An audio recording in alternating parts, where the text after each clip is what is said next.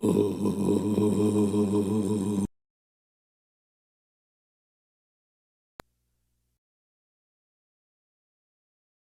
Maheshwara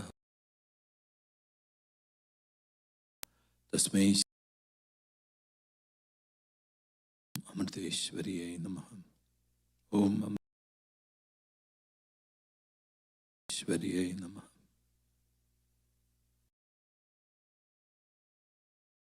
Let's begin with a short meditation. Sit straight and make sure your vertebral column.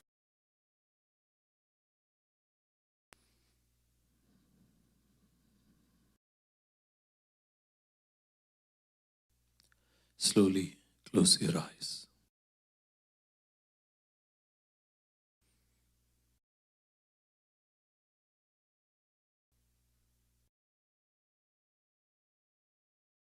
By watching you, becoming aware of the exhalation that occurs through your body.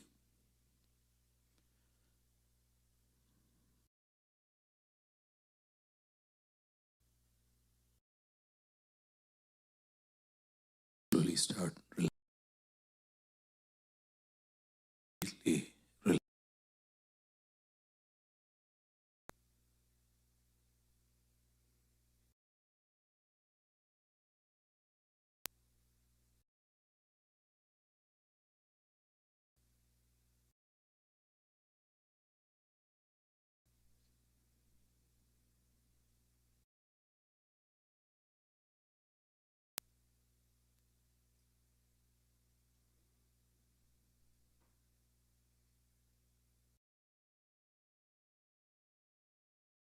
And now, as we chant Om, visualize the sound of Om coming along with cleansing vibrations of Om, also cleansing the atmosphere around you.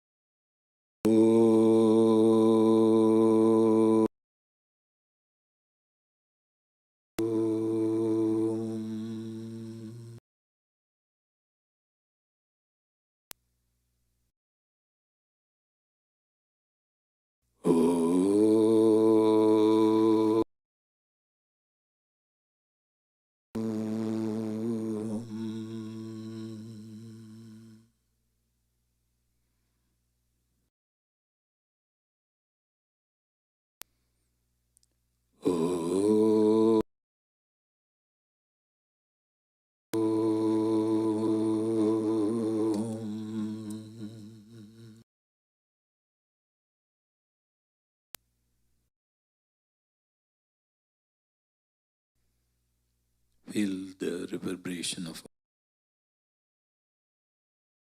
all around you.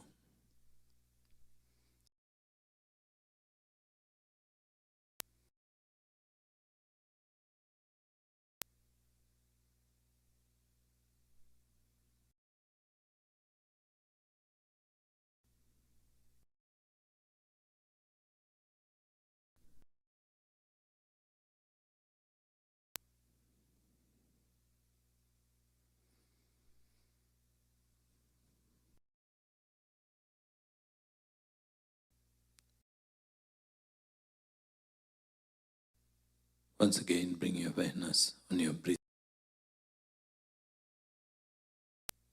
When you breathe in, please chant the mantra Ma silently. Chant Om. Ma is a that of when you breathe in, visualize your love. And similarly, when you divine light, with that, so chant when you breathe out, divine love.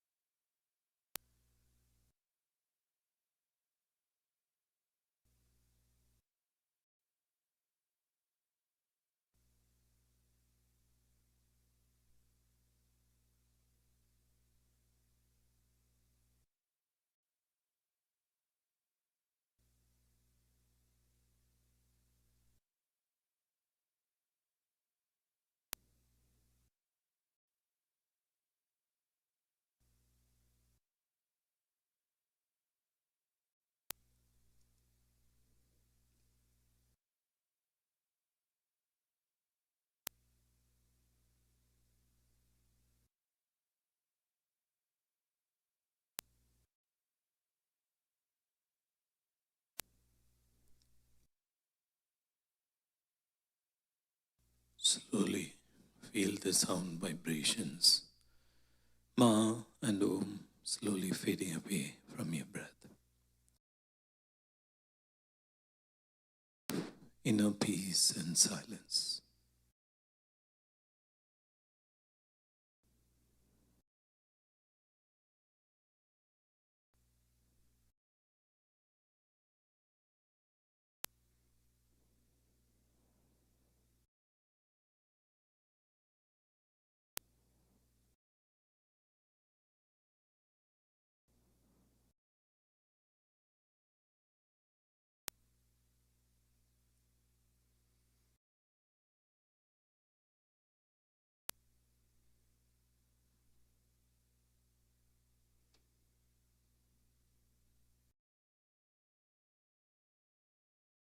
Filled with that.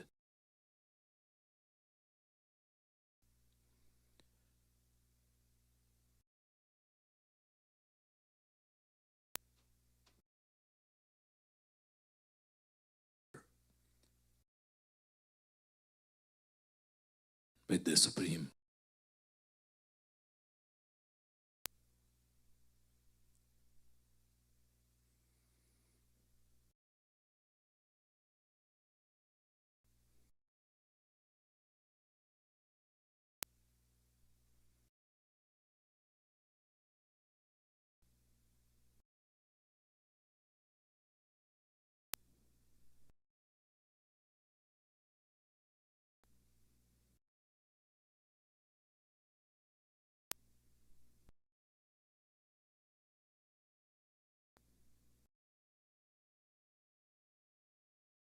Feel the heart.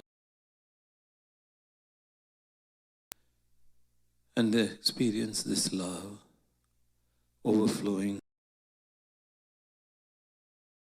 the whole of creation.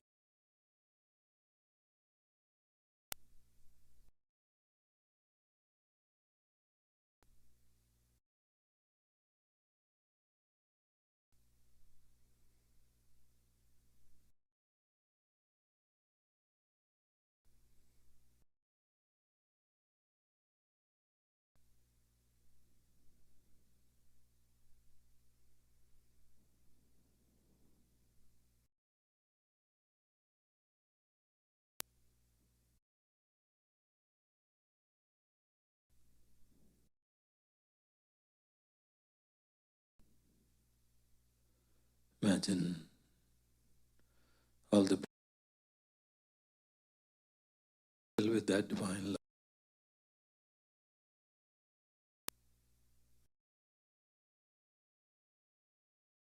more blissful, more silent, and more content.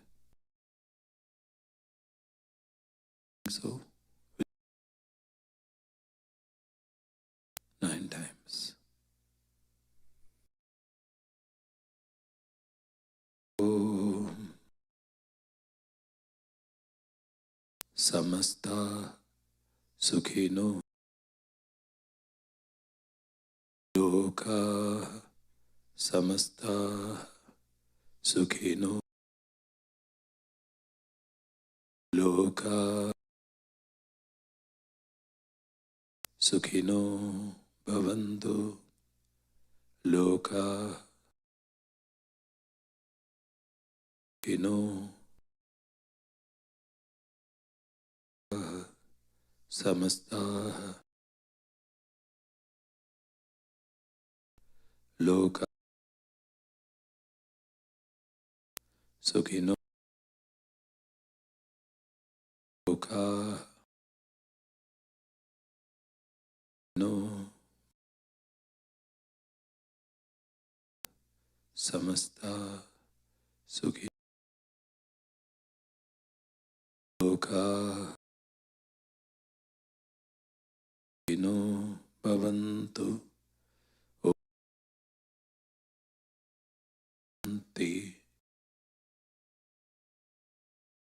Om Harihi Om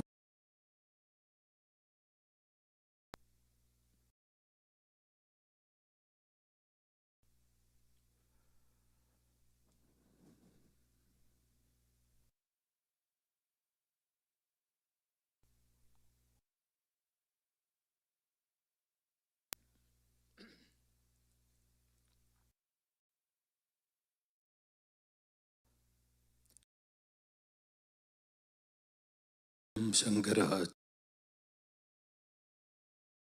Yandam Bande Guru Parambara Srude Smriti Purananam Bhagavat Shankaram Loka Shankaram Keshavam Bhada Bhagavat Rakmedi Vyomavat Vyapta Dehaya Dakshana Amriteshwariye Namaha.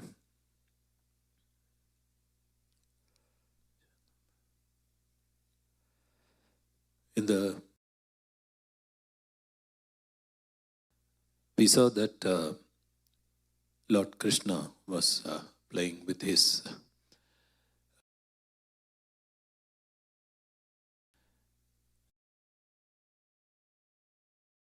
hungry. There was a huge sacrificial being done. If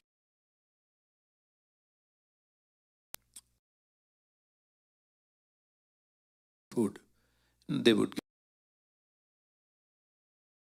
So he sent them there. The pujaris, the Brahmins, the priests, and mantras. Boys, the Gopas went and begged. The priests, the Brahmins, refused to give them. Go away. So they came back to Lord Krishna and requested food, and not only that, they asked us to get away. Now, meanwhile, the quadrants go and ask them. And they, Lord Krishna, to the quarters of the priests were. And when the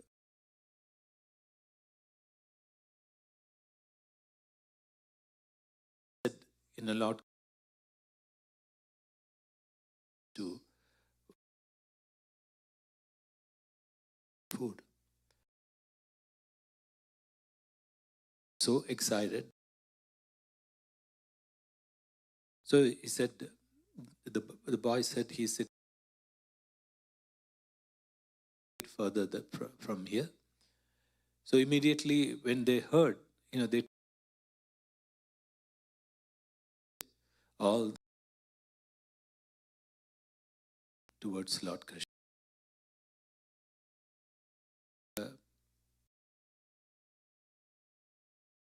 Their husbands, their and saying, just go like that. They gave so. But in spite of that, they all went running because, and they wanted to see him so badly. And they knew that this was the chance to see him. So, in spite of all the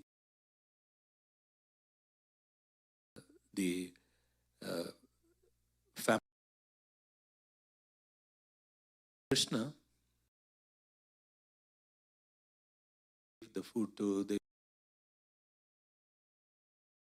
gopi, the wives of the priests were also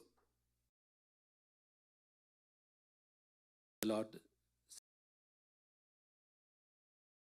So, he said that you have more devotion than your husbands. And look at your devotion and look at theirs.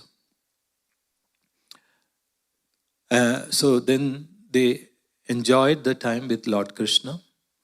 And when the husbands who were also doing the sacrifice and the pujas came to know that the wives had left, they also, after some time, started repenting. And so they also came. And when they saw the Lord, they started praising him, chanting the Veda mantras. And finally, they said, look at our, look at us who have all the knowledge of the Shastras, the scriptures. And we have our skill in rituals. But we don't have any devotion to the Lord. And it says that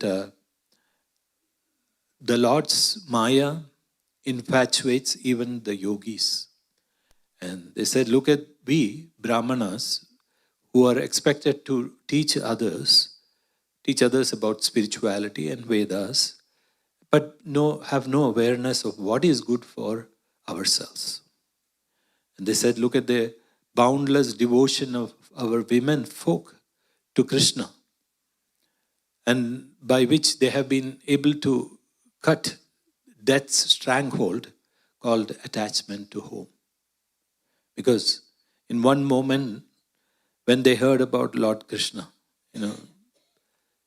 they just ran to meet him. They did not care about what the family members said, what they would think, and whether they would be accepted back into the family. They did not even think anything, they just ran. So now the priests are saying that our women folk are unlike ourselves, and they have not done any purificatory rites and ceremonies of the twice born ones, that is, which is Upanayana, the thread ceremony.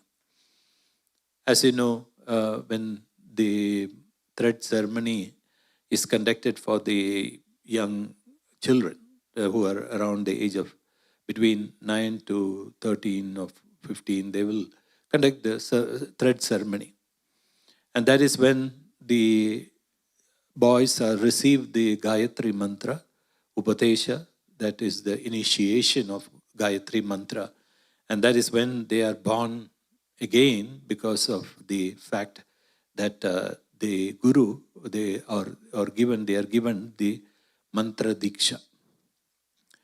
And they said, the women folk have not gone through that. They did not get any thread. They have not gone through Upanayana. And they have not stayed at a guru's house for education. And they have no observance of ceremonial purity. And they have none of the auspicious Vedic rites.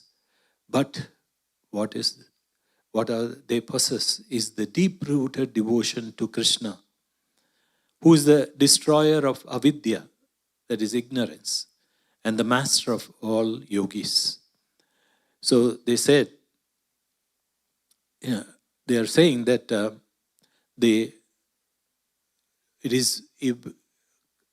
should contemplate on God, and that is Lord Krishna, sent a reminder and warning us through the gopas to us without knowing our real interest, that we are immersed in domestic life.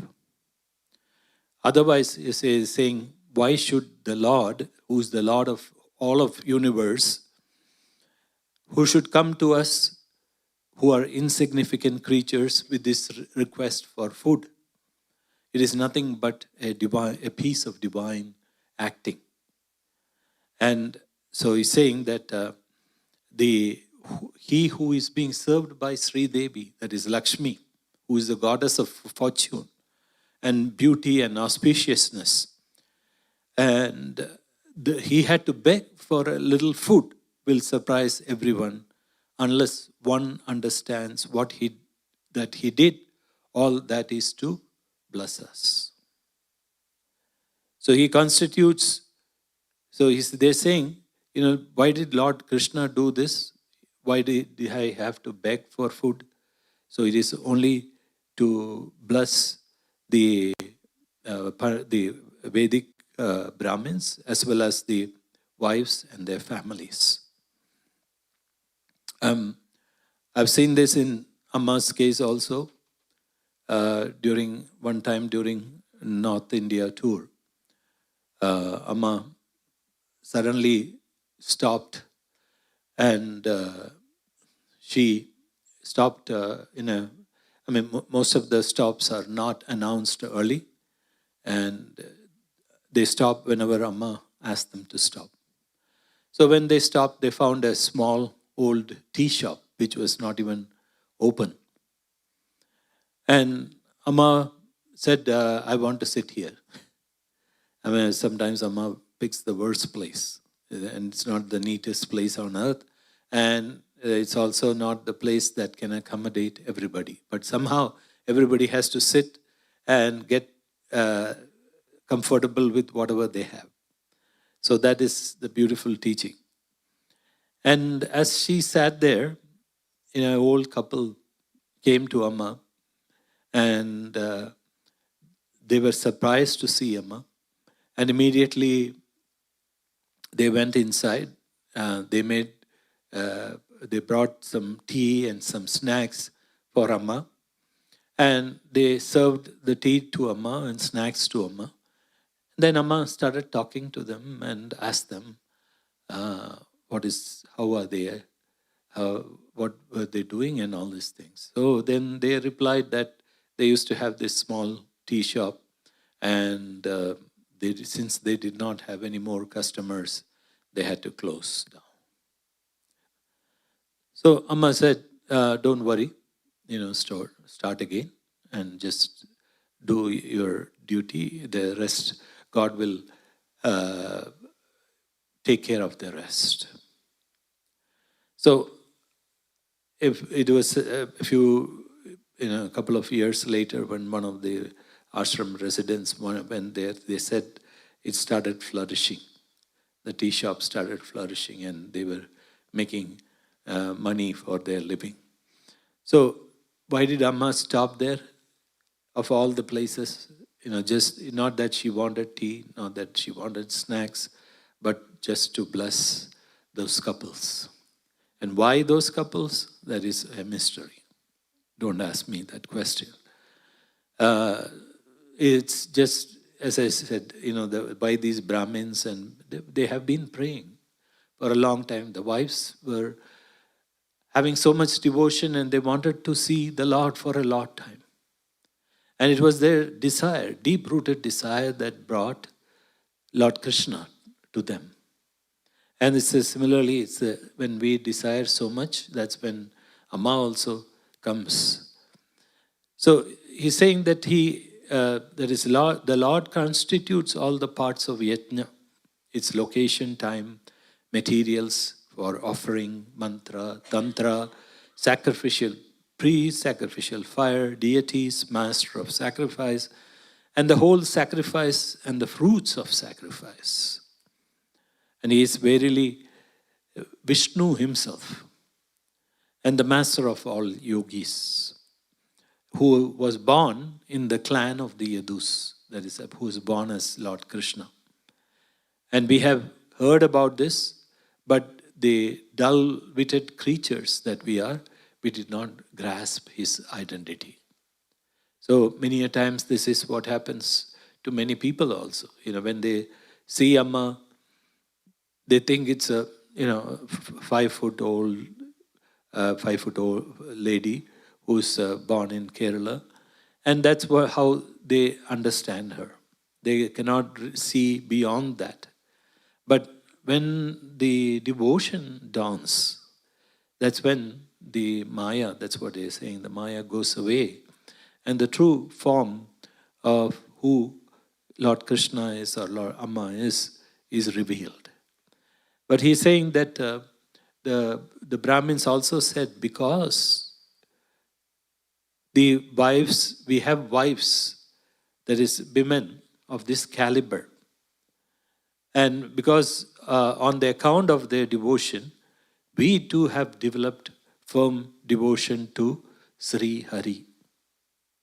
So the wives have actually induced devotion in them.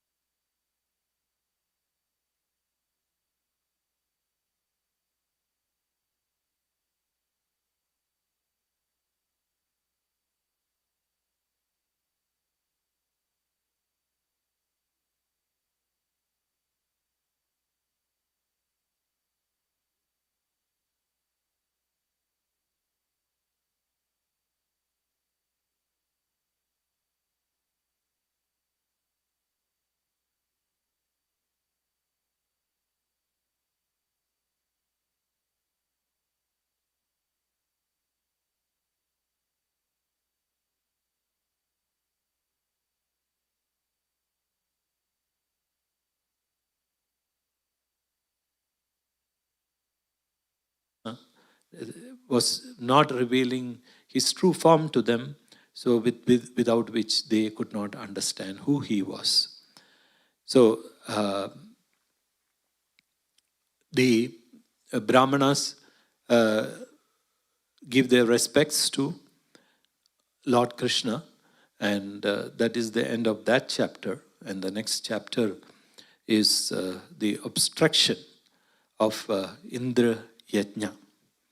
That is you would have heard that Lord Krishna had the Govardhana mountain as his umbrella. So that is the story. The narrator, as you know, is Lord Shuka, Sri Shuka, the great sage, the son of Vyasa. And so he is telling that while the Lord was staying at Vrindavana, along with Rama, that is Balarama, his brother, he saw the Gopas making preparations for a sacrifice to Indra.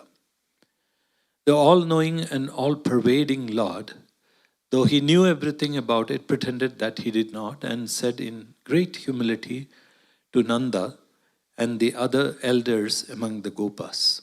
So Nanda Gopa is the father of Lord Krishna. So he goes to, he saw all these festivities going on, and so he goes to Nanda Gopa, his father, and asks, "Oh father, how is it that you are all so excited? If it is for any sacrificial ceremony, what is the fruit expected? Which divinity is going to be adored? And who are the competent persons to perform it? I am very eager to get all information, so, oh Father, please tell me all about it." Holy personages who have the perception of the Atman in everything do not keep anything secret. As they see the same self everywhere, they make no distinction between themselves and others, and for the same reason, they do not make any difference between friend, foe, and neutral. If a distinction is at all to be made, the neutral is to be avoided, just like the foe. But a friend, being like oneself, can be taken into confidence. In this world, some people perform Vedic rituals with full knowledge about them, and some in complete ignorance about them. The karma of the latter is not as fruitful as the former. Now, are the rites you propose to perform the result of deliberations based on the Shastras, or are they merely after the custom of the land? So please give me a clear explanation.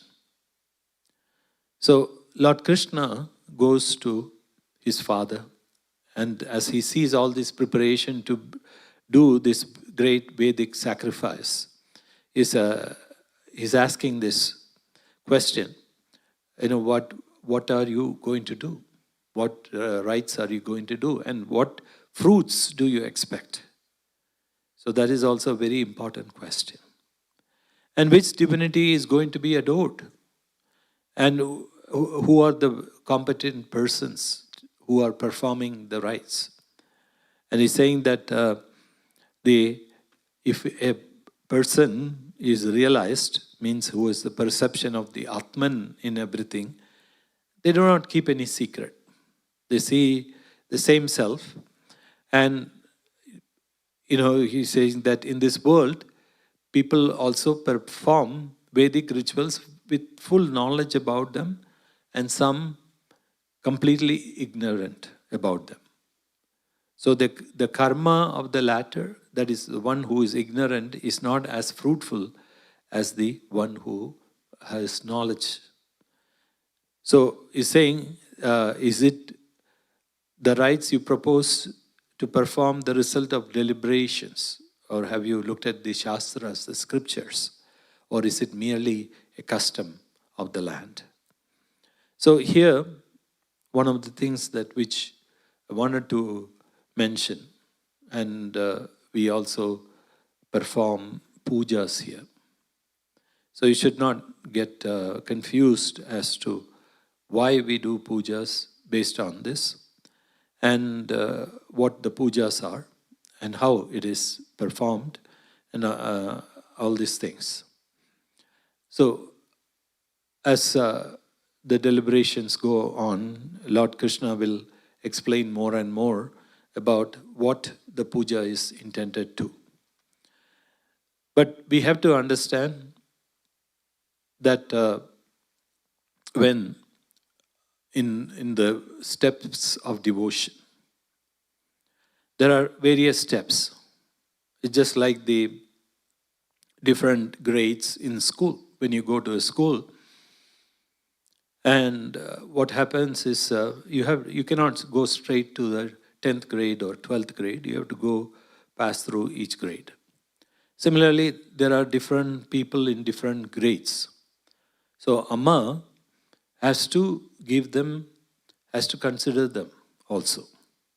And not only the people who have full devotion to her, and devotees who have completely surrendered to her, who have bhakti, devotion to her. And what happens is in the world, as you know, there are different types of devotion. Please do understand, I'm not talking about Amma's devotees. People who live in the world have different types of devotion. The first one is known as Vaishya Bhakti. That means the devotion of a prostitute. Because what happens is, Vaishya Bhakti. That is, the prostitute, Vaishya means a prostitute, the devotion of a prostitute. Why? The prostitute goes and speaks nice words and in order to extract money from the customers. And the second one is known as Vaishya Bhakti. Vaishya means a merchant. A merchant, what does the merchant do? He gives products and sells, and then he gets money in return. So similarly, this is what happens. They go to the temples, and what they do is I also used to do this. We used to have a small, a big Ganapati temple in Trivandrum, where I was studying. And one of the offerings were coconuts. We had to buy coconuts and break them in the front of the temple. And especially during exam time, I will go and pray, and I'll tell Ganapati, I'll break 50 coconuts, so give me at least full marks, 50 marks out of 50. So that is Vaishya Bhakti. It's a commercial transaction between I'll give you something, so give me something. And third one is known as the Kamya Bhakti, that is fulfillment of desires. And this is disguised as devotion. They'll say, oh, I'm so devoted to Lord, but please, Lord, please fulfill this for me. So that is Kamya Bhakti. That is means it is devotion linked to the fulfillment of desires. So something you desire, you ask for it.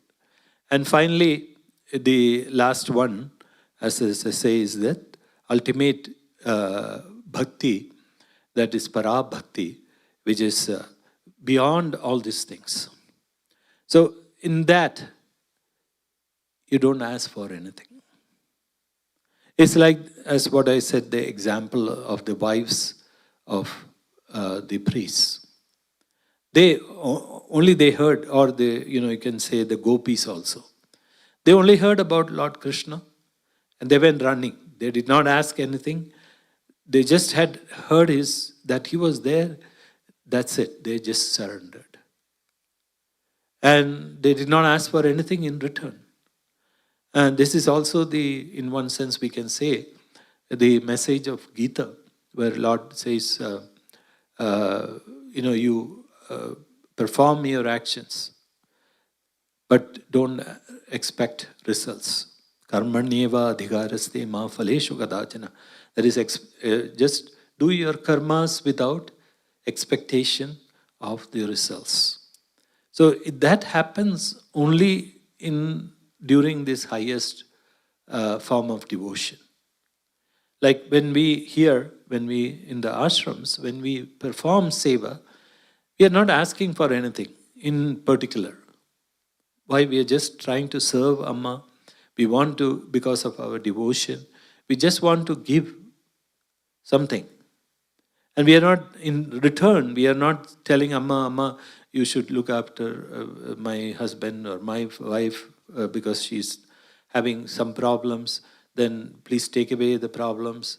Then, or my children, they are not studying well, or they are going astray, and all these questions. You don't ask for anything.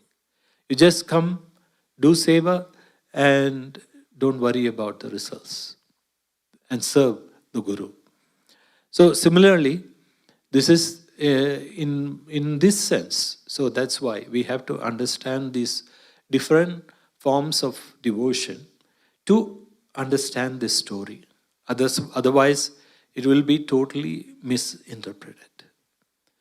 And we see that here, Lord Krishna is questioning all these things. Why? Because he wants to give the right knowledge. As Amma says, Tattvatale Bhakti means devotion, understanding the principle behind the devotion.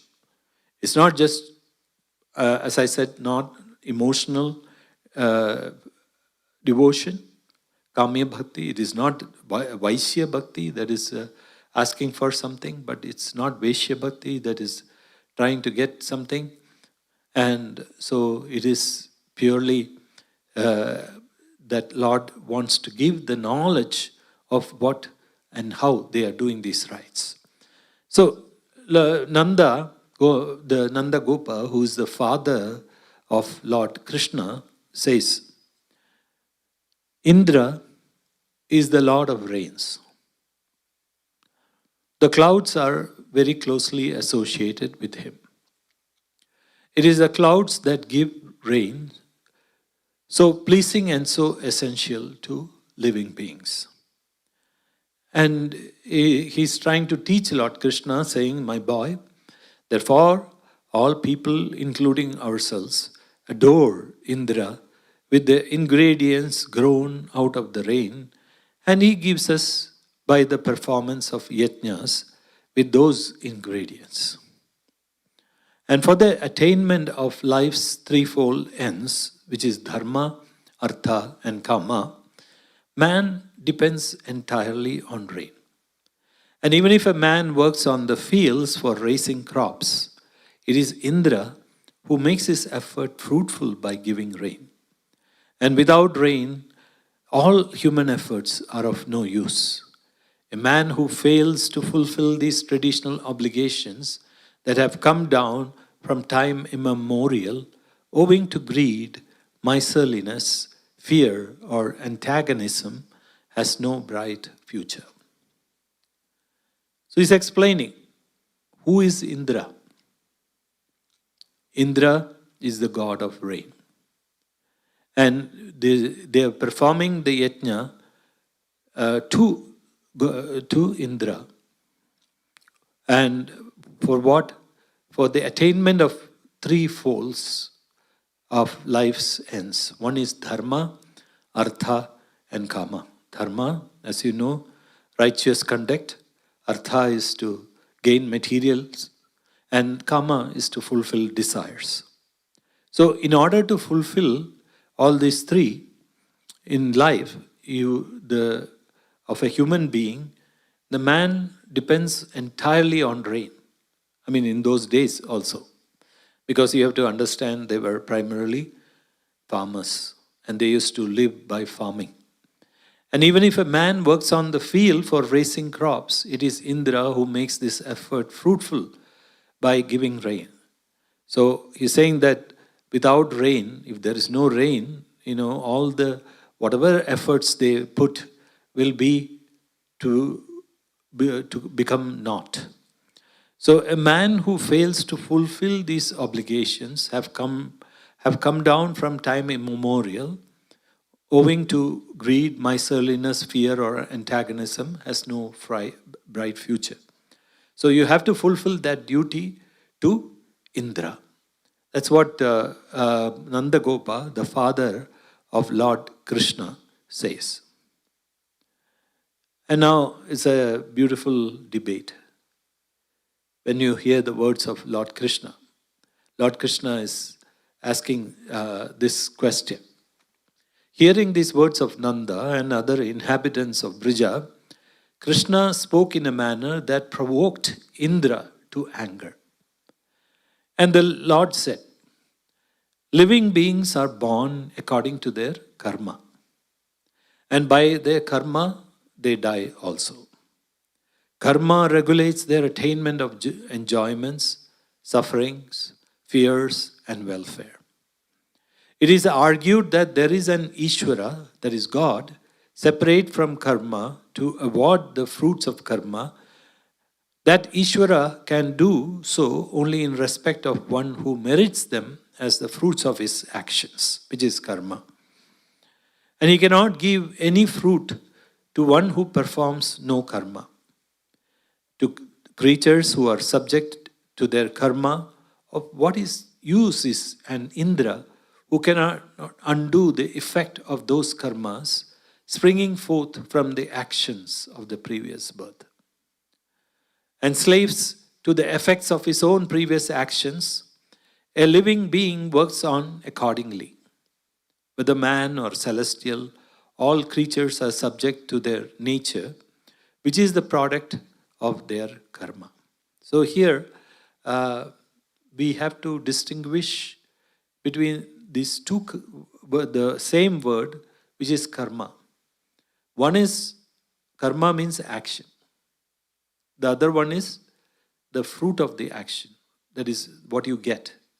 So here, that is what Lord is distinguishing.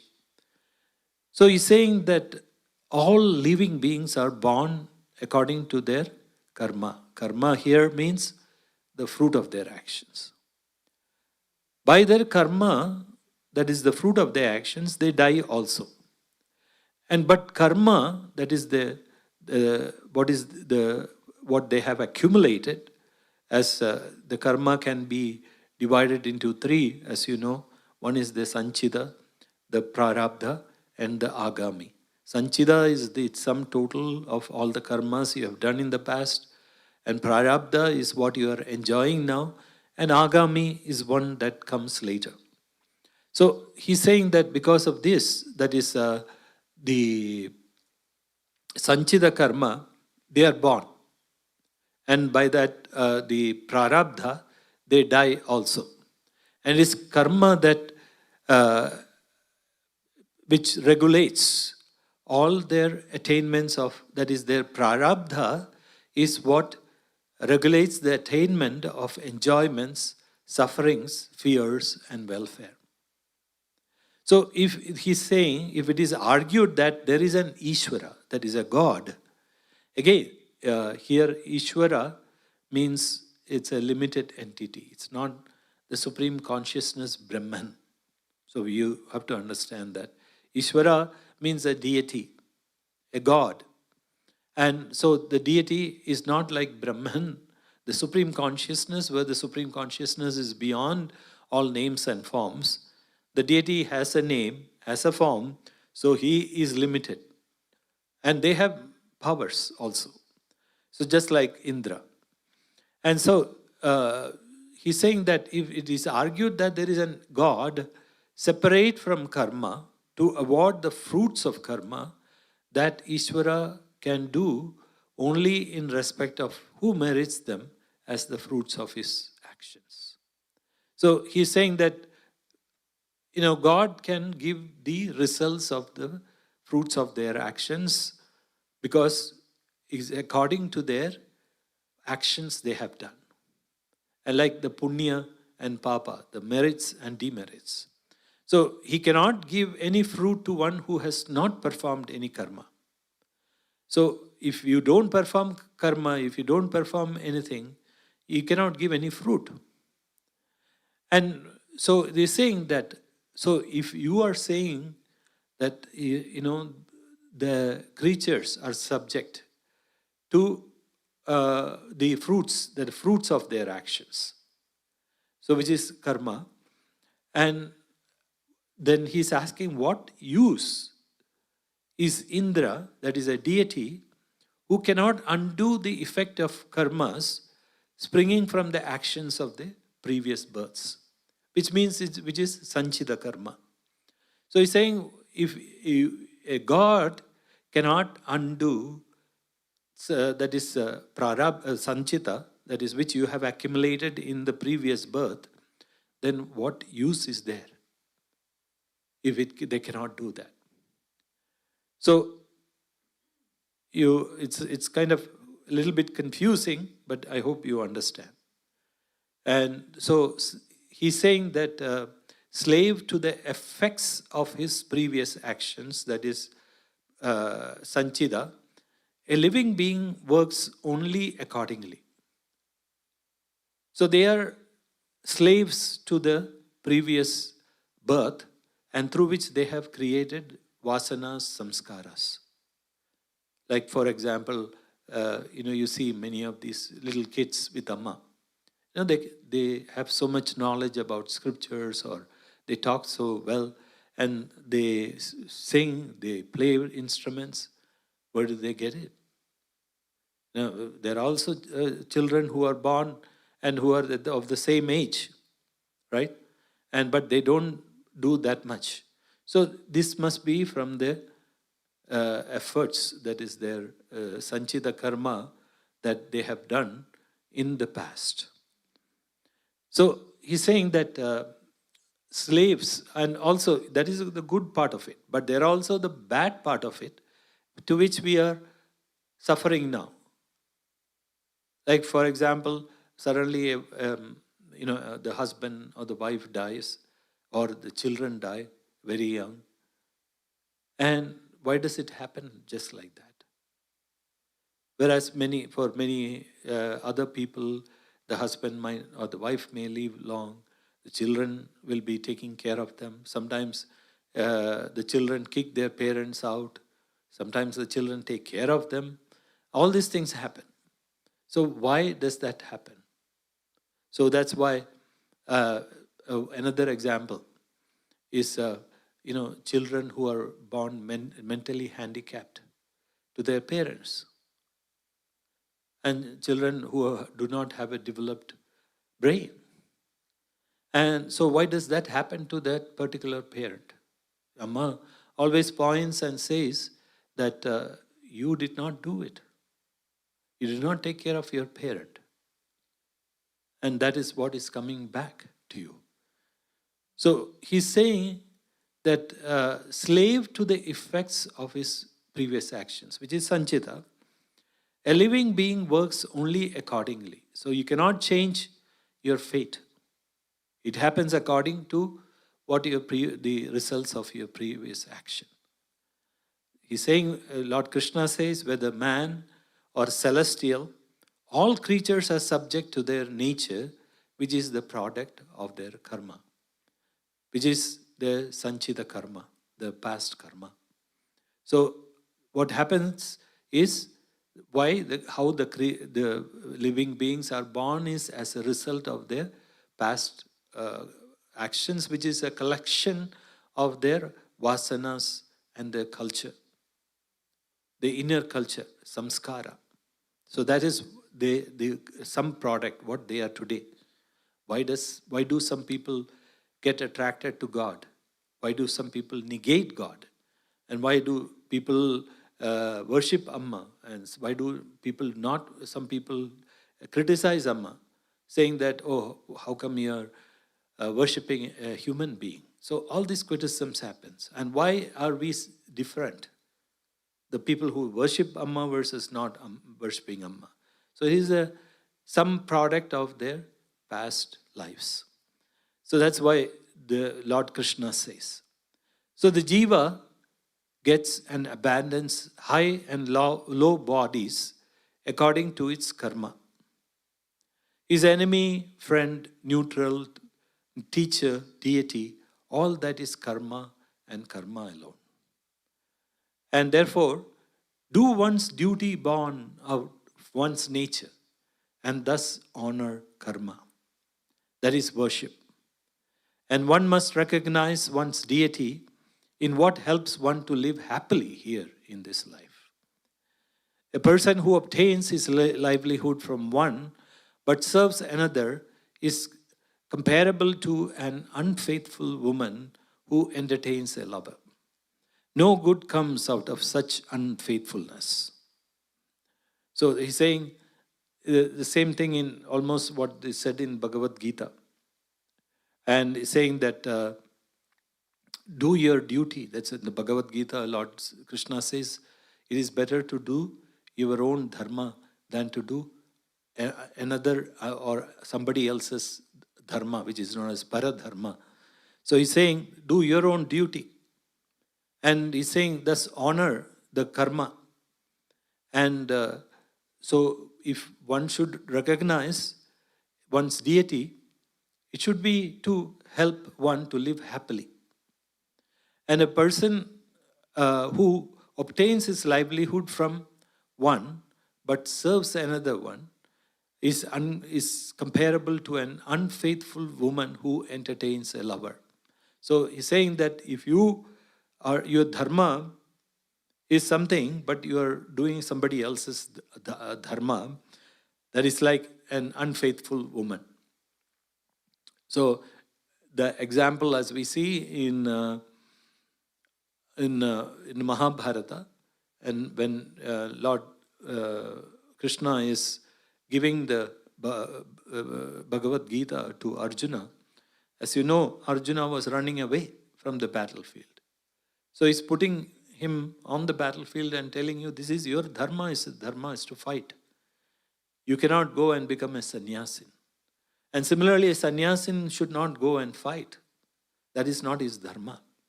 So similarly, so that's why he's saying, if you don't do your dharma, what is ordained to you by your previous births, it's like an unfaithful woman. A Brahmana has to live by studying and teaching the Vedas. A Kshatriya by protection of the country, a Vaishya by trade, and Shudra by service of the twice born. Trade allotted as livelihood for the Vaishya is of 4 kinds. It consists of agriculture, sale of commodities, cow keeping, and money lending. Of these, we have always followed the profession of cow keeping. So he's saying, talking about the 4 varnas, the caste system. As you know, there is a whole controversy about the caste system. The one is Brahmana, that is Brahmins, then Kshatriya, the class which fights are like soldiers. The Brahmins are the priests who study Vedas and also teach Vedas, do the sacrificial rites and do other rites. The Kshatriyas are the one who protect the country, who are like soldiers, and they fight and they protect not only the country but the people of the country. That is their duty.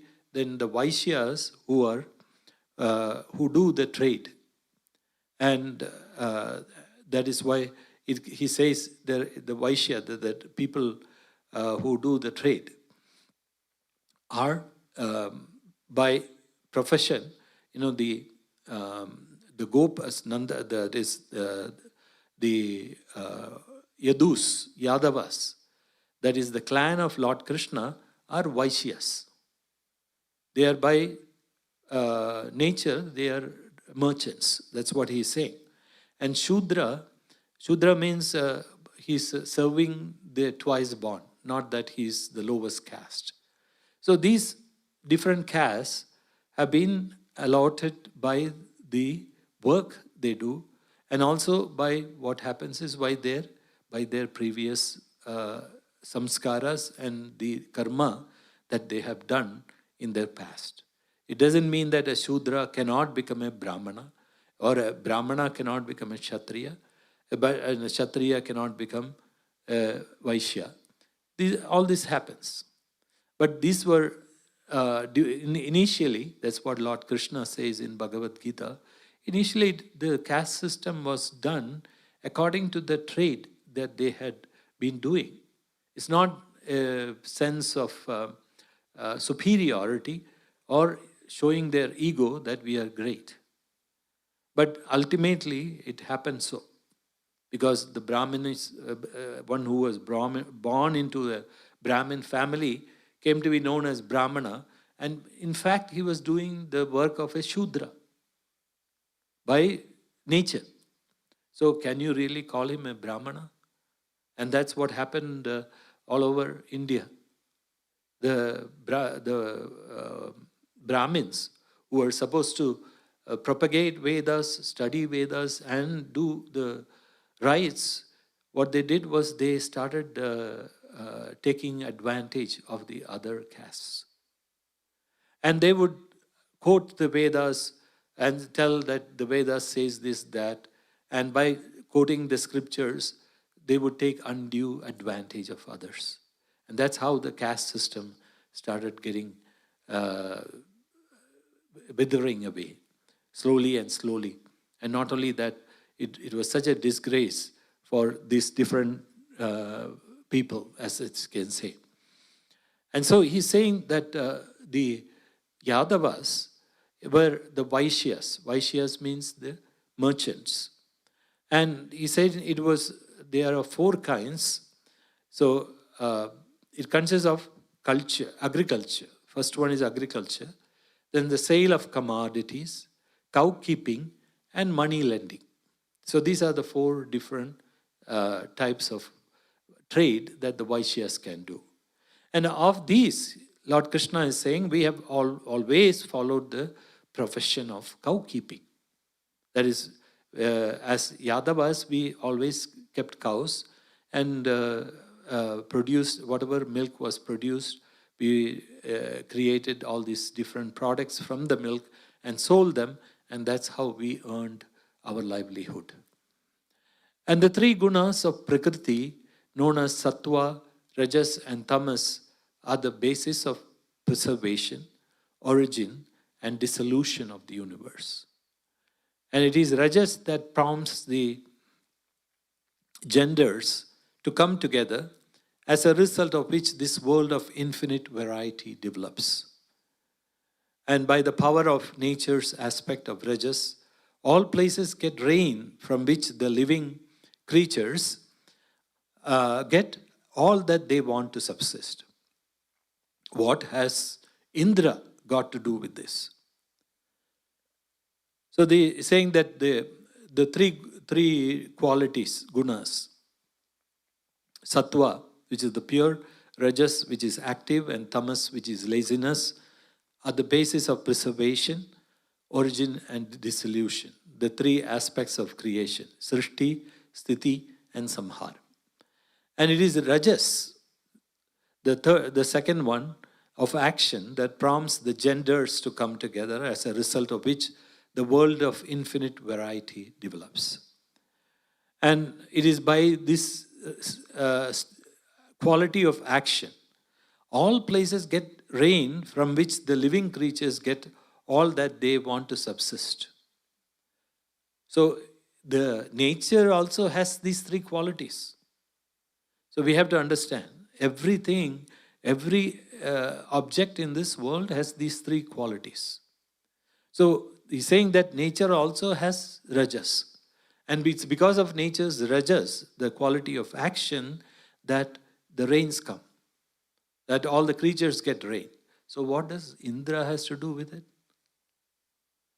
So he says, we have no towns, villages, or houses. Being a forest tribe, we are always staying in the woods and on mountains. Therefore, perform the sacrifice in honor of cattle, Brahmanas, and this mountain, which could easily be accomplished with the same ingredients you have gathered for the sacrifice to Indra. And let a variety of preparations from payasa to lentil soup be offered. Make porridge and cakes, and let all available milk be collected for offerings. Get Brahmanas well versed in the Vedas to perform the fire sacrifice, and arrange an excellent feast with all dainties for them, and give them good milch cows as sacrificial gifts.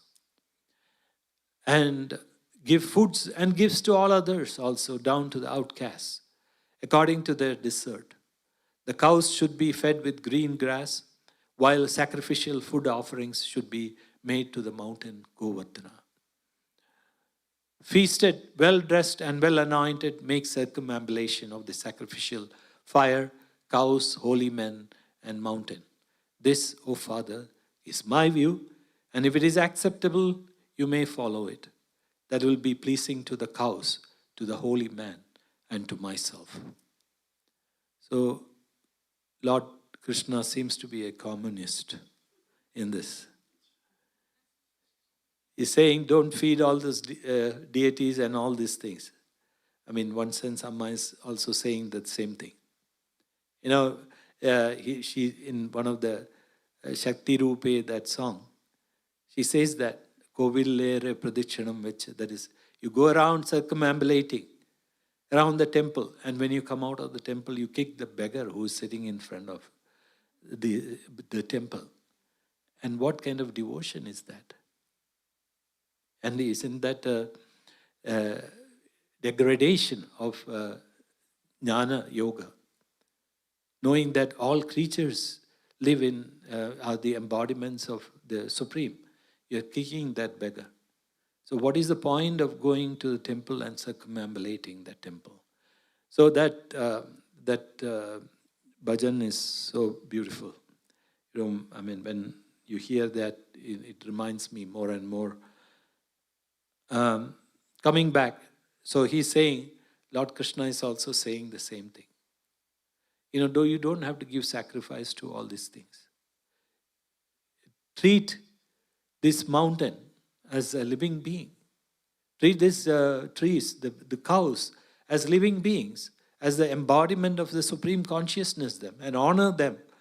And he's saying that, and also treat the Brahmanas, the people who do the Vedic mantras, and give them enough gifts. And he's saying that let the payasam, the sweet pudding, and lentil soup be offered, and let all this milk be collected for offerings. And they say, arrange a beautiful feast for them, and give the good cows as sacrificial gifts, and give the food and gifts to all others also, down to the outcasts, according to their desert. And the cows should be fed with green grass, and while sacrificial food offerings should be made to the mountain Govardhana. So he's saying, do all these things. There's no meaning in doing all these sacrifices without honoring all these things, because it is the mountain Govardhana and it is the cows who's sustaining our life, not Indra. So similarly, Amma is saying that nature sustains our life. We have to honor nature. We have to worship nature as the embodiment, the living embodiment of the Supreme Consciousness. So here, as I said, I'll just conclude with just one more remark. As I said earlier, one may get confused. Why the deity is not worshipped? So when you look at the whole ambit of creation, and if you divide them into different powers, that's where the problem arises when we look at it as individual powers. For example, electricity is coming into this room, right? And it manifests through the bulb as light. It manifests as a sound. It manifests as light or the video. And there are different manifestations. Similarly, the Supreme Consciousness is manifesting as different powers in the creation. And if we start worshipping each one of them, thinking that they are the real power, we forget the fact that there was the electricity that is behind all these things. The electricity is the one that makes everything function. And without electricity, none of them will be alive. These are all nothing but the apparatus or the instruments of manifestation of that power, the electric current. And similarly, the deities are nothing but the manifestation of the Supreme Consciousness. So instead of worshipping the deity, that's what Lord says. Don't get stuck in LKG, the class. Don't sit there. Go beyond. Look who is the real power behind everything. So you see the Supreme Consciousness. That's why we say Guru Brahma, Guru Vishnu, Guru Devo Maheshwara, Guru Sakshat Param Brahma. Guru is indeed Brahma, Vishnu and Shiva. The three modalities of creation. What is Brahma is creator, Vishnu is sustainer, and Shiva is the destroyer. And Guru is the Sakshat Param Brahma. That is, Guru is indeed the Supreme Brahman. So Guru is the power behind everything. So when you look at Shiva and Brahma or Vishnu, you will think, oh my God, these are very powerful deities. And you start worshipping them, and initially, but eventually when you graduate to higher levels, you have to understand who is that Supreme Consciousness. And that's why Amma says, you don't have to worship me. Look within you. You are also the embodiment of that Supreme Consciousness. So that same consciousness which is abiding in the Guru is also abiding in us. So that's all the Guru does. Akhanda mandalakaram vyaptam yena characharam tatpadam darshitam yena. That is, in this whole world, there is a manifestation of the Supreme Consciousness alone. And what did the Guru do? Just showed us, made us aware that you are also part of the Supreme Consciousness. So don't worship the smaller deities and get stuck there. So that's why many people, what happens is, as you know, in the Indian households, they will start first the morning prayer, and first thing they do is Ganapati. And when they start praying to Ganapati, then suddenly they will think, oh, what will Lord Shiva, his father, think? I am praying to the sun. So suddenly you start praying to Shiva. And then when you pray to Shiva, what will Vishnu think about it? So then you're saying, oh, Parvati is his wife. Now his wife will get angry with me. So you chant for Parvati. All these different chants. And finally, you don't not only please anybody, but you are without any concentration. But if you understand the underlying principle, that's what Amma says, Tattvatala Bhakti. Underlying principle, what lies behind that supreme, the different powers. We have 5 fingers, or rather 10 fingers, not 5. 5 fingers in one hand and 5 in another hand. And if you look at the fingers individually, each one of them is a finger, right? But who is controlling them? All the 10 fingers is you. So who is the power behind that? But if you look at these fingers individually, you'll see that, you'll start worshipping the fingers, saying that the fingers are really powerful. But if you understand that there is the only one power that is behind these 10 fingers, that is making them work, then you will worship that power.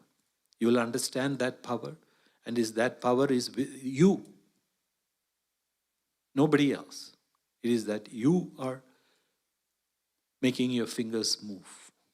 So that is the essence of this, because it's very easy to get confused by this. So that's why I have to elaborate on this so much. Otherwise, one may ask this question, why is Lord Krishna ridiculing Indra, who is also a god? So this is what Lord Krishna's message is. Your devotion to the Guru, to the supreme consciousness. And now the Guru, that supreme consciousness has come in the form of Amma. So our devotion to Amma is the devotion to all the deities, not one, but the 33 million deities which are represented in the Sanatana Dharma, that lives in the Guru, works through the Guru, and who is controlled by the Guru. So if you appease the Guru, all the 33 million deities will be appeased. And as they say, if the Guru gets angry, none of these 33 million devotees will be there. And I'm pretty they will all run away if they see an angry Amma. So that's why the Guru, the power of the Guru. So we understanding this, we move forward, and with that, if we move with that understanding, then there will be no more confusion. Om Amriteshwari Namah.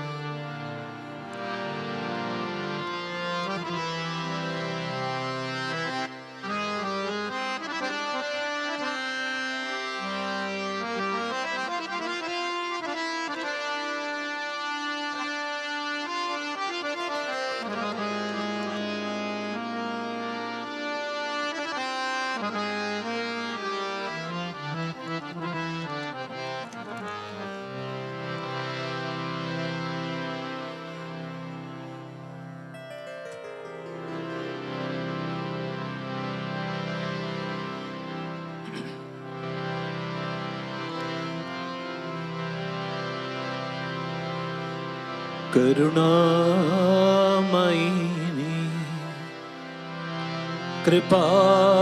കൃപാമയിനി വിജ്ഞാനമയി ആനന്ദമയേ അമ്മ അമൃതാനന്ദമയേ ജനനീ അമൃതാനന്ദമയേ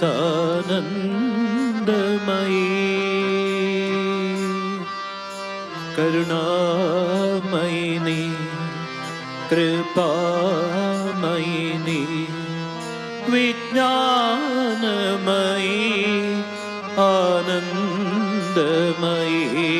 അമ്മ അമൃതാനന്ദമയി ജനനീ അമൃതാനന്ദമയി.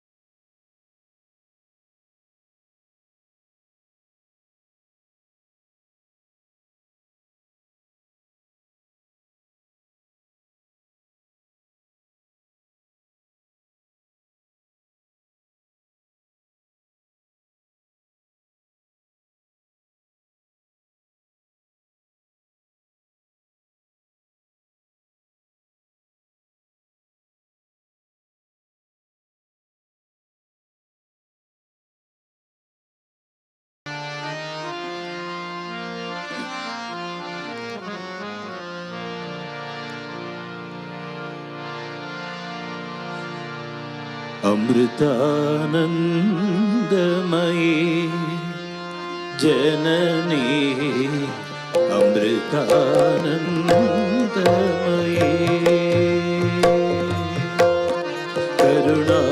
കരുണാമയിനി കൃപാമയിനി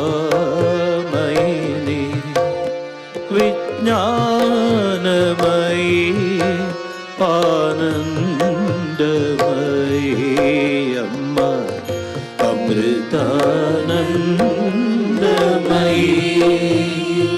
ജനനീ അമൃതാനന്ദമയീ കരുണാമയിനി കൃപാമയിനി വിജ്ഞാനമയീ ആനന്ദമയീ അമ്മ അമൃതാനന്ദമയീ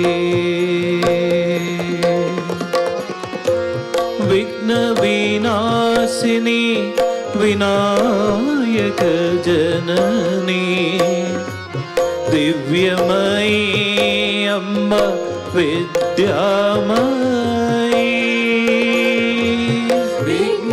വിഘ്നവിനാശിനി വിനായക ജനനീ ദിവ്യമയീ അമ്മ വിദ്യാമയീ ബുദ്ധിപ്രദായിനി വേദസ്വരൂപിണി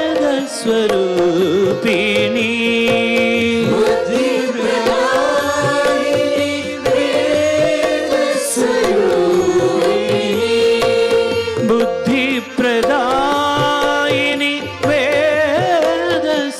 വേദസ്വരൂപിണി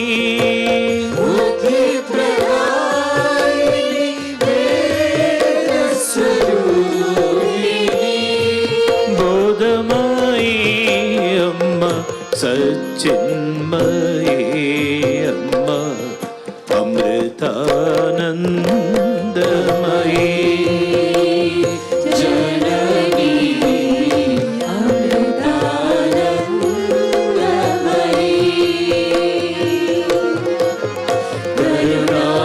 കരുണാമയിനി കൃപാമയിനി വിജ്ഞാനമയീ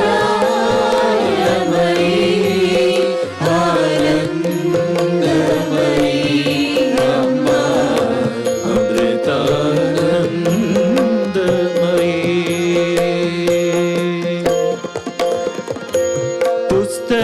പുസ്തകധാരിണി വീണാവാണി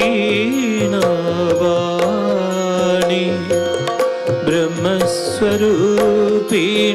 സരസ്വതി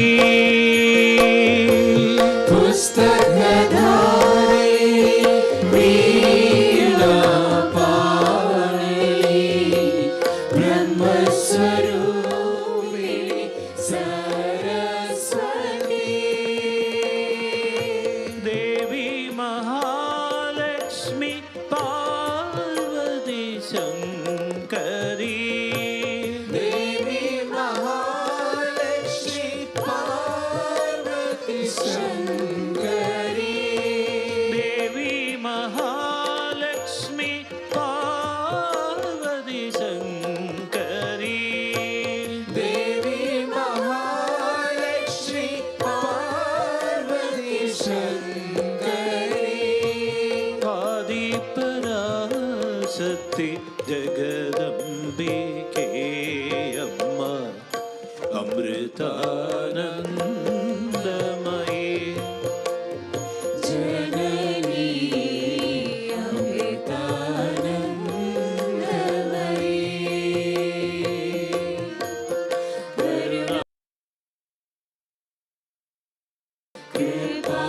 കൃപാമയിനി വിജ്ഞാനമയീ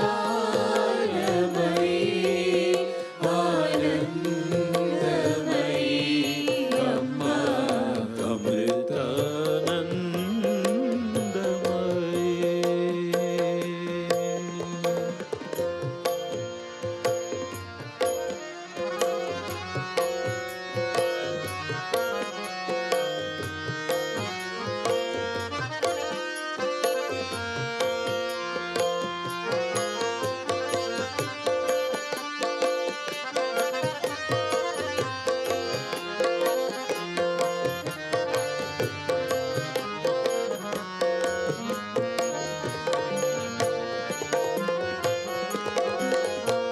ബ്രഹ്മമയി അമ്മ വിഷ്ണുമയി ശക്തിമയി ശിവ ശക്തിമയി ബ്രഹ്മമയി അമ്മ വിഷ്ണുമയി ശക്തിമയി ശിവ ശക്തിമയി ശ്രീകൃഷ്ണ ഭാവമായി പരാശക്തി ഭാവമായി ശ്രീകൃഷ്ണ ഭാവമായി പരാശക്തി ഭാവമായി ശ്രീകൃഷ്ണ ഭാവമായി പരാശക്തി ഭാവമായി ശ്രീകൃഷ്ണ ഭാവമായി പരാശക്തി ഭാവമായി കാത്തരുളേണം ജഗദംബികേ അമ്മ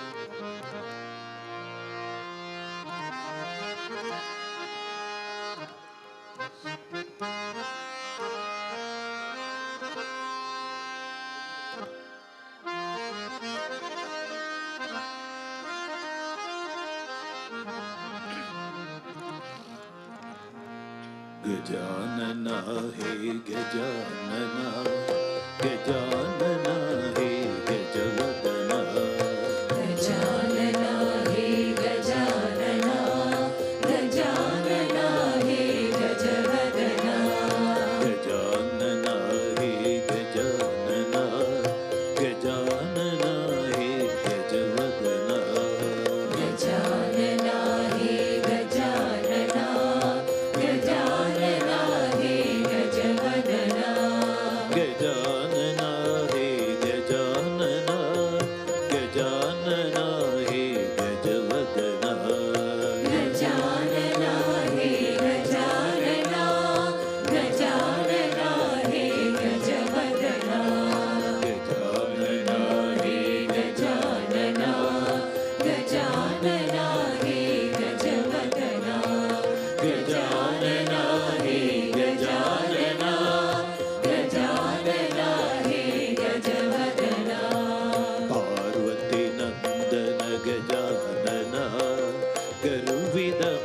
हर गजानना पार्वती नंदन गजानना गर्वित मन हर गजानना कारुण्यालय गजानना कारणपुरुष गजानना कारुण्यालय गजानना कारणपुरुष गजानना गजानना हे गजानना गजानना हे गजवदना गजानना हे गजानना गजानना हे गजवदना विघ्न विनाशक गजानना सज्जन सेवित गजानना विघ्न विनाशक गजानना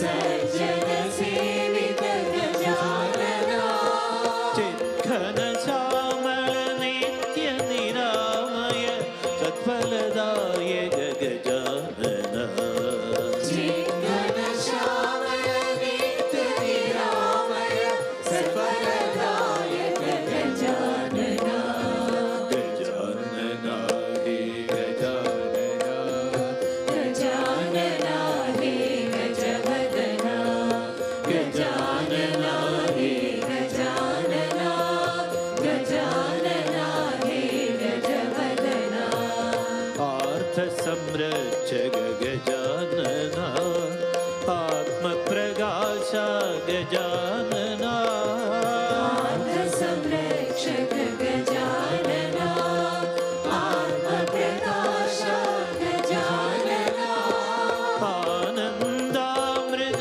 पूरित मोद सुराधिप सेवित गजानना आनन्दामृत पूरित मोद सुराधिप सेवित गजानना गजानना हे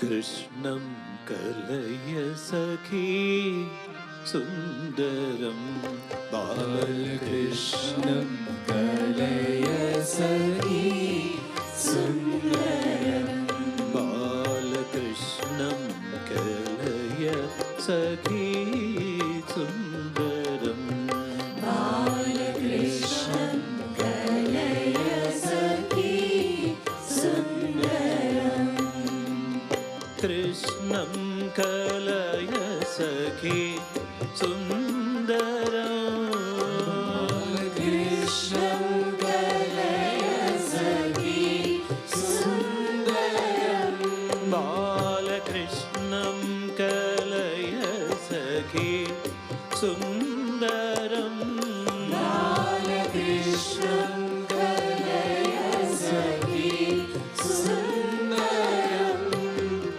कृष्णं कलय सखी सुन्दरं बालकृष्णं कलय सखी सुन्दरम् अङ्गना मङ्गना अङ्गना मङ्गना अङ्गना मङ्गना अङ्गना मङ्गना अन्तरे माधवो अन्तरे माधवो अन्तरे माधवो अन्तरे माधवो माधवं माधवं माधवं माधवं माधवं माधवं माधवं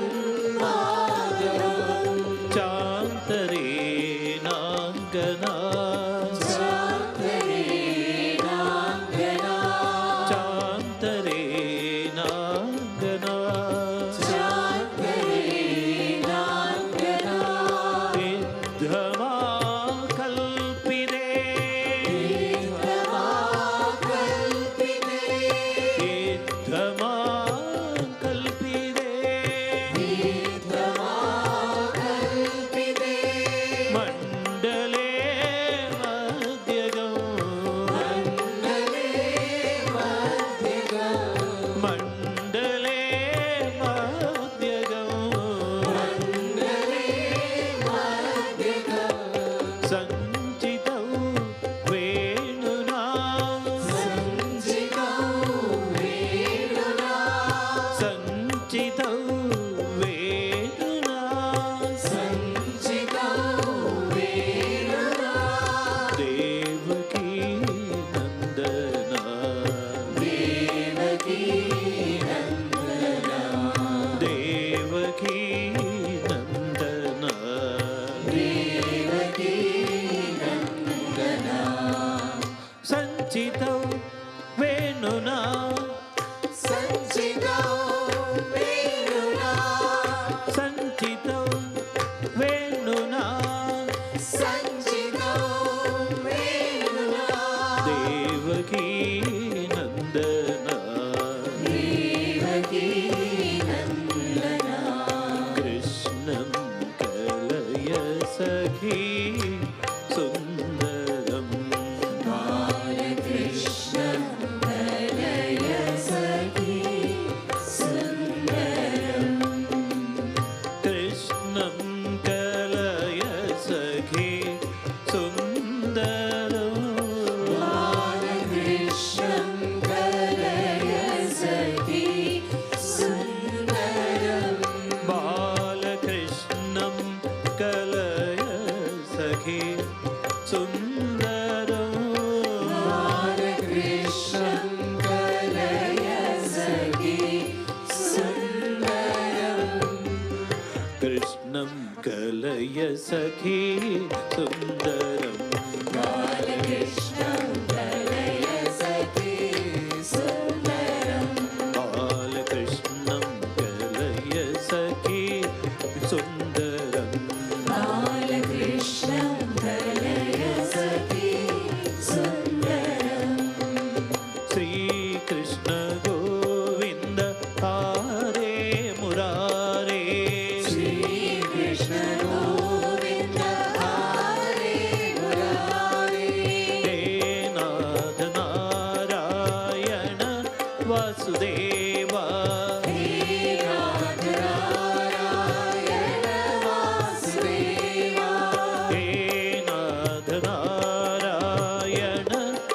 Vasudeva. He Nath Narayana Vasudeva. He Nath Narayana Vasudeva. He Nath Narayana Vasudeva. He Nath Narayana Vasudeva. He Nath Narayana Vasudeva. Shri Krishna Govinda Hare Murare. Shri Krishna Govinda Hare Murare.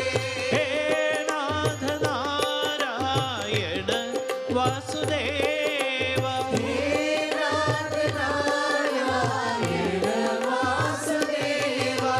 He Nath Narayana Vasudeva. He Nath Narayana Vasudeva. Sri Krishna, Sri Krishna, Sri Krishna, Sri Sri Krishna. Sri Krishna, Sri Krishna, Sri Krishna, Sri Krishna.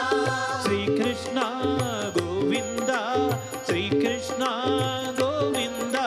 Sri Krishna Govinda, Sri Krishna Govinda. Sri Krishna Govinda, Sri Krishna Govinda. Sri Krishna Govinda, Sri Krishna Govinda. Sri Krishna Govinda, Hari Sri Krishna Govinda.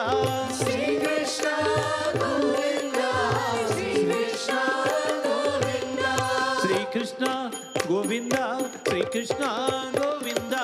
Sri Krishna Govinda, Sri Krishna Govinda. Sri Krishna Govinda, Sri Krishna Govinda. Sri Krishna Govinda, Sri Krishna Govinda. Sri Krishna Govinda, Sri Krishna Govinda. Sri Krishna Govinda, Sri Krishna Govinda. Sri Krishna Govinda, Sri Krishna Govinda.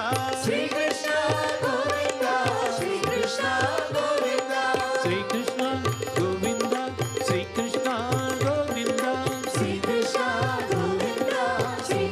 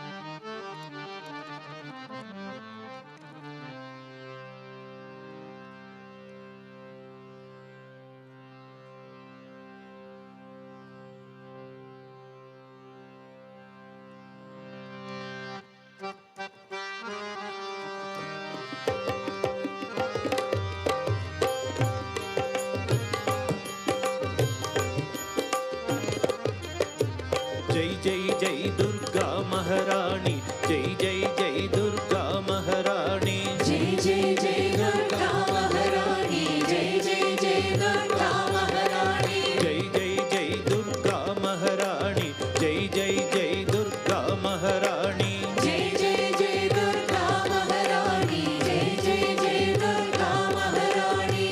दर्शन दो दुर्गा महारानी, दर्शन दो दुर्गा महारानी, दर्शन दो दुर्गा महारानी, दर्शन दो दुर्गा महारानी, दर्शन दो दुर्गा महारानी, दर्शन दो दुर्गा महारानी, दर्शन दो दुर्गा महारानी, दर्शन दो दुर्गा महारानी। जय जय जय दुर्गा महारानी, जय जय जय दुर्गा महारानी, जय जय जय दुर्गा महारानी, जय जय जय दुर्गा महारानी, जय जय जय दुर्गा महारानी, जय जय जय दुर्गा महारानी, जय जय जय दुर्गा महारानी, जय जय जय दुर्गा महारानी। विश्व को मोहित करने वाली, तीन लोक में रहने वाली, विश्व को मोहित करने वाली, तीन लोक में रहने वाली, विश्व को मोहित करने वाली, तीन लोक में रहने वाली, विश्व को मोहित करने वाली, तीन लोक में रहने वाली, जग भरनी जननी वरदाई, जग भरनी जननी वरदाई, जग भरनी जननी वरदाई, जग भरनी जननी वरदाई। दर्शन दो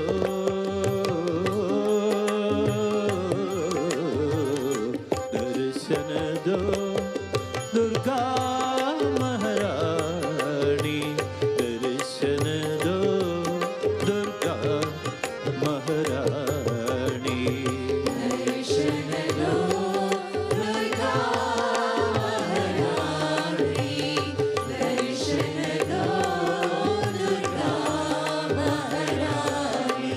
जय जय जय दुर्गा महारानी, जय जय जय दुर्गा महारानी, जय जय जय दुर्गा महारानी, जय जय जय दुर्गा महारानी, जय जय जय दुर्गा महारानी, जय जय जय दुर्गा महारानी, जय जय जय दुर्गा महारानी, जय जय जय दुर्गा महारानी।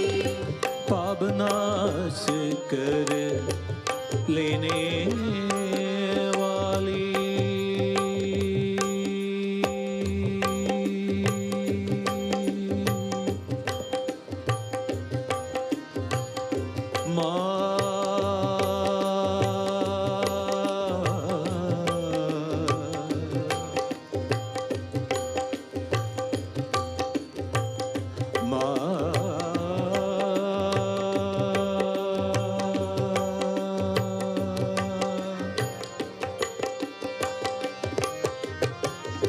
पावनाश कर लेने वाली, भयक सब कर लेने वाली, पावनाश कर लेने वाली, भयक सब कर लेने वाली, कर लेने वाली, भय दुख सब हर लेने वाली, पावनाश करने वाली, भय दुख सब हर लेने वाली, सिंहवाहिनी माँ कल्याणी, सिंहवाहिनी माँ कल्याणी, सिंहवाहिनी माँ कल्याणी, सिंहवाहिनी माँ कल्याणी, दर्शन दो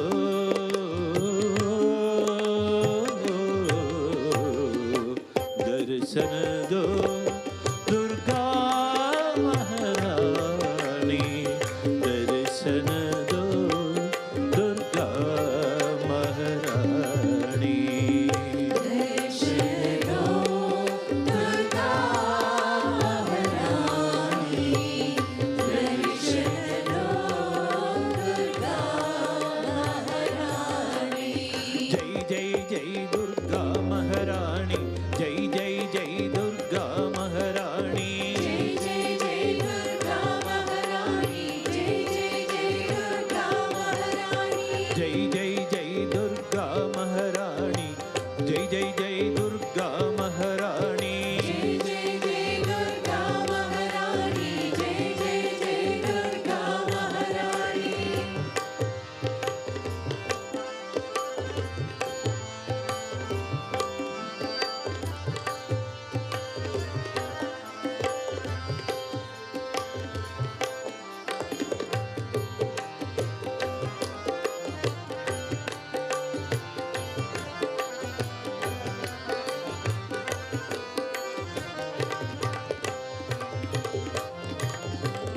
श्रद्धा करुणा भक्ति रूप तुम, छाया माया शक्ति रूप तुम, श्रद्धा करुणा भक्ति रूप तुम, छाया माया शक्ति रूप तुम, श्रद्धा करुणा भक्ति रूप तुम, छाया माया शक्ति रूप तुम, श्रद्धा करुणा भक्ति रूप तुम, छाया माया शक्ति रूप तुम, हृदयवासिनी अम्बे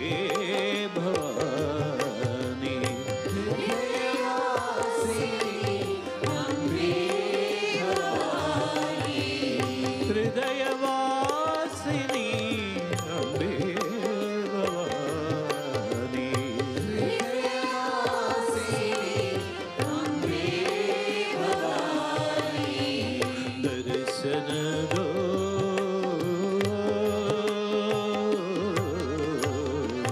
दर्शन दो दुर्गा महारानी, दर्शन दो दुर्गा महारानी, दर्शन दो दुर्गा महारानी, दर्शन दो दुर्गा महारानी, जय जय जय दुर्गा महारानी, जय जय जय दुर्गा महारानी, जय जय जय दुर्गा महारानी, जय जय जय दुर्गा महारानी, जय जय जय दुर्गा महारानी, जय जय जय दुर्गा महारानी, जय जय जय दुर्गा महारानी, जय जय जय दुर्गा महारानी, जय जय जय दुर्गा महारानी, जय जय जय दुर्गा महारानी, जय जय जय दुर्गा महारानी,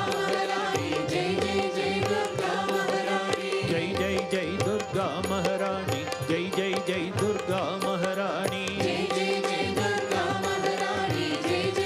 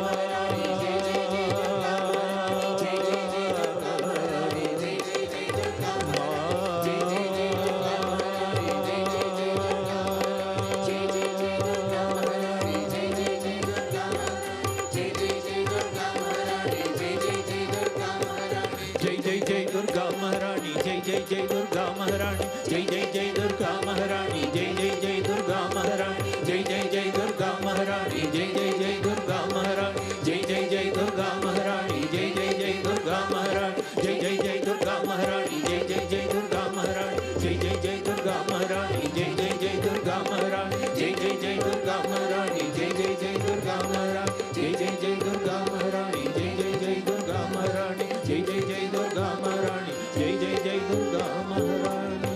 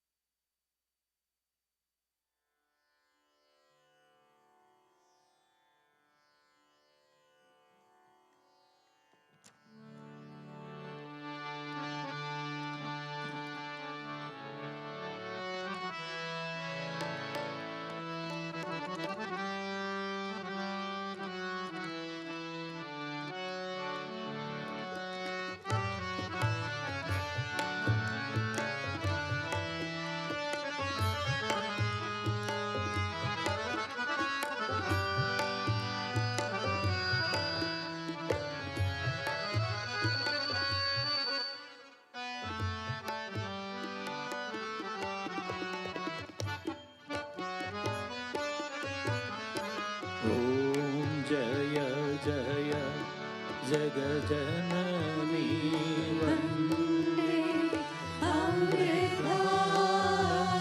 अमृतानन्दमयी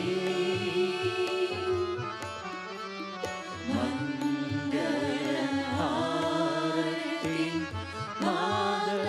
माधवभवानी अमृतानन्दमयी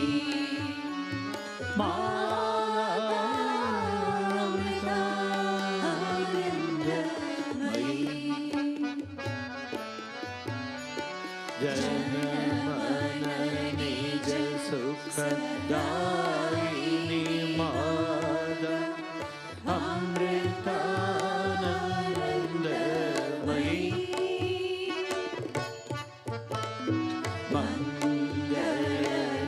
मंगलकारिणी वन्दे जननी अमृतानन्दमयी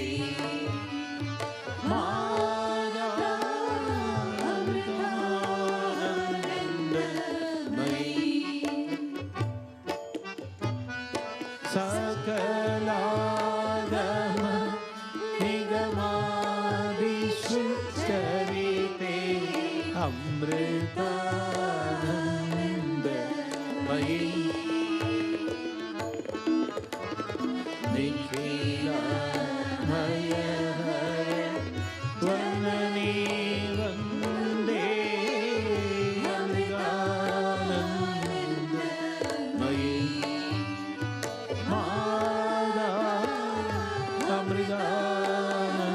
अमृतानन्दमयी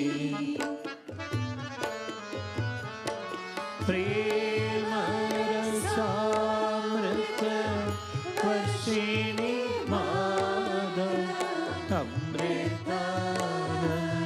अमृतानन्दमयी प्रेम भक्ति संदायिनी माता अमृतानन्दमयी माता अमृतानन्दमयी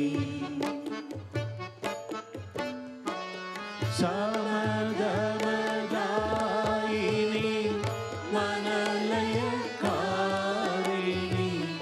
अमृतानन्दमयी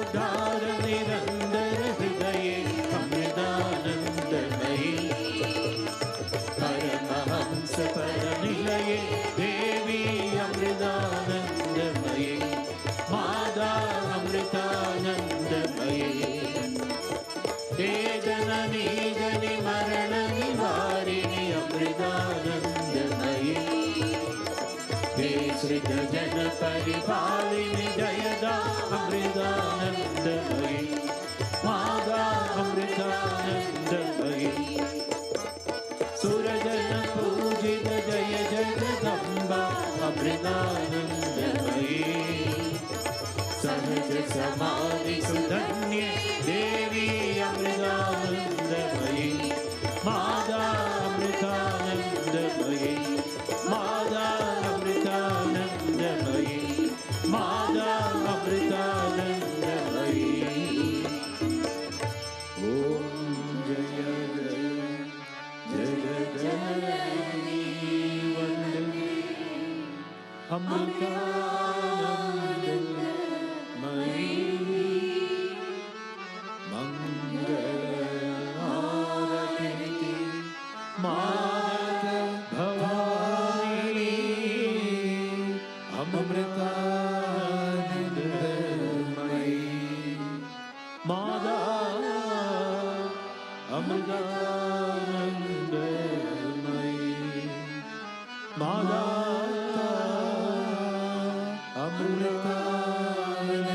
अमृतानंदमयी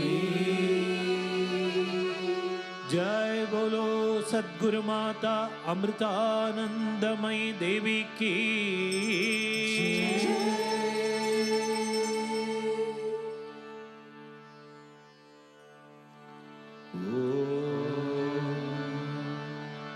असतो मा सद्गमय तमसो मा ज्योतिर्गमय मृत्यो मा अमृतंगमय ओम शांति शांति शांति ओम लोका समस्ता सुखिनो भवन्तु लोका समस्ता सुखिनो भवन्तु लोका समस्ता सुखिनो भवन्तु